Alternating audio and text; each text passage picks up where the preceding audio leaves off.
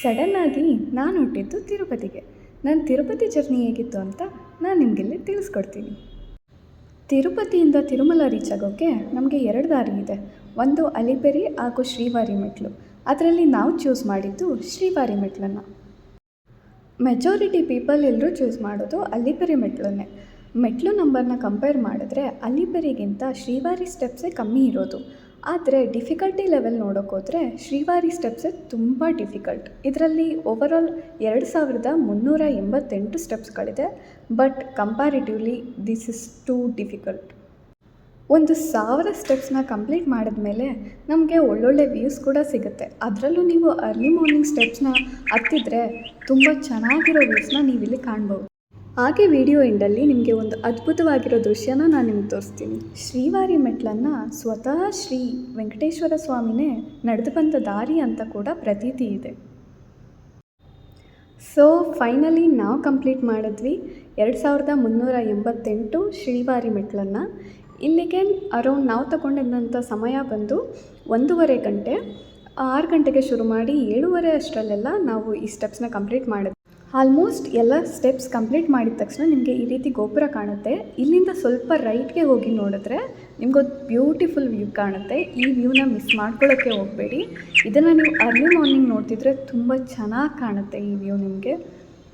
ಈ ವ್ಯೂ ನನ್ನ ತಿರುಪತಿ ಜರ್ನಿಯಲ್ಲೇ ನನ್ನ ಮೋಸ್ಟ್ ಫೇವ್ರೆಟ್ ಪಾರ್ಟ್ ಆಗಿತ್ತು. ನನ್ನ ಫ್ರೆಂಡ್ಸ್ ಎಲ್ಲರದ್ದು 2 ಮಂತ್ಸ್ ಬ್ಯಾಕೆ ದರ್ಶನಕ್ಕೆ ಬುಕ್ಕಿಂಗ್ಸ್ ಆಗಿತ್ತು. ನಾನು ಅವಾಗ ಬುಕ್ಕಿಂಗ್ ಮಾಡ್ಕೊಂಡಿರಲಿಲ್ಲ. ನನ್ನ ಪ್ಲ್ಯಾನ್ ಸಡನ್ ಇದ್ದಿದ್ದರಿಂದ ನಾನಿಲ್ಲಿ ರೆಸ್ಟ್ ಮಾಡೋಕ್ಕೆ ಅಂತ ಬಂದೆ. ಅವರೆಲ್ಲರೂ ಫ್ರೆಶ್ ಅಪ್ ಆಗಿ ಆ ದರ್ಶನಕ್ಕೆ ಅಂತ ಹೋದರು. ನಂತರ ನಾನು ದೇವರ ದರ್ಶನಕ್ಕೆ ಹೊರಟಿದ್ದು ಸಂಜೆ 4 ಗಂಟೆಗೆ. ಅಲ್ಲಿಂದ ನನಗೆ ದರ್ಶನ ಮುಗಿದಿದ್ದು ರಾತ್ರಿ 11:30 ಆಗಿತ್ತು. ನನ್ನಿಂದಾಗಿ ನನ್ನ ಫ್ರೆಂಡ್ಸ್ಗೆ 2 ಸಲ ದರ್ಶನ ಮಾಡೋ ಭಾಗ್ಯ ಕೂಡ ಸಿಕ್ತು. ಅವರೆಲ್ಲರೂ ನನ್ನ ಜೊತೆ ಕೂಡ ದರ್ಶನಕ್ಕೆ ಬಂದಿದ್ದರು. ನಾವು ಶ್ರೀವಾರಿ ಸ್ಟೆಪ್ಸ್ ಹತ್ತಿದ್ರಿಂದ ನಮಗಲ್ಲಿ ದರ್ಶನಕ್ಕೆ ಅಂತ ಟಿಕೆಟ್ ಪ್ರೊವೈಡ್ ಮಾಡಿದರು. ಹಾಗಾಗಿ ನಮಗೆ ಬೇರೆಯವ್ರಿಗಿಂತನೂ ಸ್ವಲ್ಪ ಬೇಗ ದರ್ಶನ ಸಿಕ್ಕಿತ್ತು ಅಂತ ಕೂಡ ಹೇಳ್ಬೋದು. ಸರಿಸುಮಾರು ನಾವು 7 hours ದರ್ಶನಕ್ಕೆ ಲೈನಲ್ಲಿ ನಿಂತಿದ್ವಿ. ಆ ದೇವ್ರ ದರ್ಶನ ಮಾಡಿದ ಕ್ಷಣ ಆ ಲೈನಲ್ಲಿ ನಿಂತಿದ್ದ ಕಷ್ಟ ಹಾಗೂ ಆ ಸ್ಟೆಪ್ಸ್ ಹತ್ತಿ ಆಗಿದ್ದ ಕಾಲು ನೋವು ಎಲ್ಲ ಕೂಡ ನಮ್ಗೆ ಮರ್ತೋಯ್ತು. ಅಷ್ಟು ಚೆನ್ನಾಗಿತ್ತು ಆ ದೇವ್ರ ದರ್ಶನ. ದೇವ್ರ ದರ್ಶನ ಮುಗಿಸಿ ನಂತರ ನಾವು ಪ್ರಸಾದ ಕಲೆಕ್ಟ್ ಮಾಡೋಕ್ಕೆ ಅಂತ ಹೋದ್ವಿ. ದೇವ್ರ ದರ್ಶನ ಮುಗಿಸಿ ಪ್ರಸಾದ ಕಲೆಕ್ಟ್ ಮಾಡಿಕೊಂಡು ಎಲ್ಲ ಮುಗಿಸಿ ಬರೋ ಅಷ್ಟರಲ್ಲಿ ರಾತ್ರಿ ಸಮಯ 1 ಗಂಟೆ ಆಗಿತ್ತು. ನಂತರ ದೇವಸ್ಥಾನದ ಸುತ್ತಮುತ್ತ ನಾವು ಸ್ವಲ್ಪ ಕಾಲ ಕಳೆದ್ವಿ. ಹಾಗೆ ಹೇಳೋದು ಮರೆತೆ, ಶ್ರೀ ವೆಂಕಟೇಶ್ವರ ಸ್ವಾಮಿ ದರ್ಶನಕ್ಕೆ ಮುನ್ನ ನೀವು ಶ್ರೀ ಭೂವರಾಹ ಸ್ವಾಮಿ ದೇವಸ್ಥಾನದ ದರ್ಶನ ಪಡಿಬೇಕಾಗುತ್ತೆ. ಯಾಕಂದರೆ ಅದಕ್ಕೆ ಒಂದು ಹಿಸ್ಟ್ರಿ ಸಹ ಇದೆ. ಅಲ್ಲಿ ಗೋವಿಂದ ನೆಲೆ ನಿಲ್ಲೋದಕ್ಕೋಸ್ಕರ ಶ್ರೀ ಭೂವರಾಹ ಸ್ವಾಮಿಯವರೇ ಜಾಗ ನೀಡಿದ್ರು ಅನ್ನೋ ಪ್ರತೀತಿ ಇದೆ. ಹಾಗಾಗಿ ವೆಂಕಟೇಶ್ವರ ಸ್ವಾಮಿಯವರು ಯಾವ ಭಕ್ತನೇ ನನ್ನ ದರ್ಶನಕ್ಕಾಗಿ ಬಂದರೂ ಮೊದಲು ಅವರು ನಿನ್ನ ದರ್ಶನ ಮಾಡಿ ನನ್ನ ದರ್ಶನಕ್ಕೆ ಬಂದರೆ ಮಾತ್ರ ಅವರ ಎಲ್ಲ ಆಸೆ ಇಚ್ಛೆಗಳು ಫಲಿಸುತ್ತೆ ಅನ್ನೋ ವರನ ಶ್ರೀ ವೆಂಕಟೇಶ್ವರ ಸ್ವಾಮಿಯವರು ಭೂವರಾಹ ಸ್ವಾಮಿಯವರಿಗೆ ನೀಡಿದರು ಅನ್ನೋದು ಇಲ್ಲಿನ ಇತಿಹಾಸ.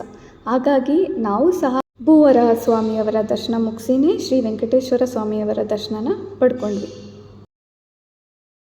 ಇಲ್ಲಿಗೆ ರಾತ್ರಿ ಸಮಯ 3 ಗಂಟೆ ಆಗಿತ್ತು. ಹಾಗಾಗಿ ನಾವು ನಿದ್ದೆ ಸಹ ಮಾಡಿಲ್ಲ. ಮತ್ತೆ ನಾವು ಹೋಗಿ ಫ್ರೆಶ್ ಅಪ್ ಆಗಿ ಡೈರೆಕ್ಟ್ ಕಾಳಹಸ್ತಿ ಬಸ್ ಹತ್ತಿದ್ವಿ. ಅಲ್ಲಿಂದ ನಾವು ಕಾಳಹಸ್ತಿ ರೀಚ್ ಆದ್ವಿ. ಅರೌಂಡ್ 6 ಗಂಟೆಗೆ ನಾವು ಕಾಳಹಸ್ತಿಯಲ್ಲಿದ್ವಿ. ಇಲ್ಲಿ ನೀವು ಕಾಣ್ಬೋದು ಕಾಳಹಸ್ತಿಯ ಹೊಸದಾಗಿ ನಿರ್ಮಾಣ ಆಗಿರುವಂಥ ಗಾಳಿಗೋಪುರ. ನಂತರ ನಾವು ಶ್ರೀ ಕಾಳಹಸ್ತೇಶ್ವರ ಸ್ವಾಮಿ ದೇವಸ್ಥಾನದಲ್ಲಿ ದೇವರ ದರ್ಶನನ ಪಡ್ಕೊಂಡ್ವಿ. ಮುಂಜಾನೆ ಬೇಗ ಹೋಗಿದ್ದರಿಂದಾಗಿ ತುಂಬ ಜನರು ಇರಲಿಲ್ಲ. ದರ್ಶನವೂ ತುಂಬ ಚೆನ್ನಾಗಿ ಆಯಿತು. ಅಲ್ಲಿ ದೇವಿ ದರ್ಶನ ಕೂಡ ಆಯಿತು. ನಂತರ ಇಲ್ಲಿ ಪ್ರಸಾದ ಸೇವಿಸಿ ನಾವು ಹೊರಟ್ವಿ ಬೇಡರ ಕಣ್ಣಪ್ಪ ಸ್ವಾಮಿ ದೇವಸ್ಥಾನದ ಕಡೆಗೆ. ಬೇಡರ ಕಣ್ಣಪ್ಪನ ಕತೆ ಬಗ್ಗೆ ಎಲ್ರಿಗೂ ಗೊತ್ತೇ ಇದೆ. ಈ ಜಗತ್ತನ್ನೇ ಕಾಯೋ ಆ ಪರಮಶಿವನಿಗೆ ತನ್ನ ಕಣ್ಣನ್ನೇ ದಾನ ಮಾಡಿದಂಥ ಆ ಪರಮ ಭಕ್ತನ ಒಂದು ಕತೆ. ಈ ದೇವಸ್ಥಾನಕ್ಕೆ ನೀವು ಒಂದಷ್ಟು ದೂರ ಸ್ವಲ್ಪ ಸ್ಟೆಪ್ಸ್ಗಳನ್ನು ಹತ್ತಿ ಹೋಗಬೇಕಾಗತ್ತೆ. ಅಲ್ಲಿಂದ ನೀವು ಈ ರೀತಿ ವ್ಯೂನ ವೀಕ್ಷಣೆ ಮಾಡ್ಬೋದು. ನಂತರ ಇಲ್ಲಿ ನೀವು ಕಾಣ್ಬೋದು ಶ್ರೀ ಬೇಡರ ಕಣ್ಣಪ್ಪ ಸ್ವಾಮಿಯವರ ದೇವಾಲಯ. ಇಲ್ಲಿ ಶ್ರೀ ಬೇಡರ ಕಣ್ಣಪ್ಪ ಸ್ವಾಮಿ ದೇವಾಲಯ ಹಾಗೂ ಶಿವಲಿಂಗಗಳ ದೇವಸ್ಥಾನ ಕೂಡ ಇದೆ. ಇಲ್ಲೇ ನೀವು ಶಿವ ಪಾರ್ವತಿಯ ಬಹುದೊಡ್ಡದಾದಂಥ ಪ್ರತಿಮೆ ಕೂಡ ಕಾಣ್ಬೋದು.